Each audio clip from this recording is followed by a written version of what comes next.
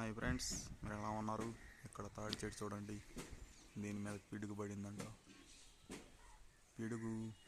పిడుగులాగే ఉంటుంది, అది వానలో కలుషితమై రేగావతమై ఇక్కడ కురిసింది.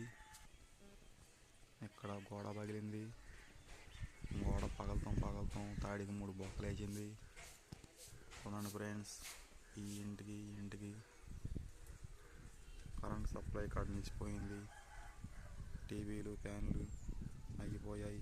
హోమ్ థియేటర్ కాడ మింగేసింది. ఇది తోములూరు గ్రామంలోని ఆంధ్రప్రదేశ్ గ్రామం. ఈ రాయి మొక్కలు చూడండి, ఇది ఒక ఇటుక రాయి లాంటిది.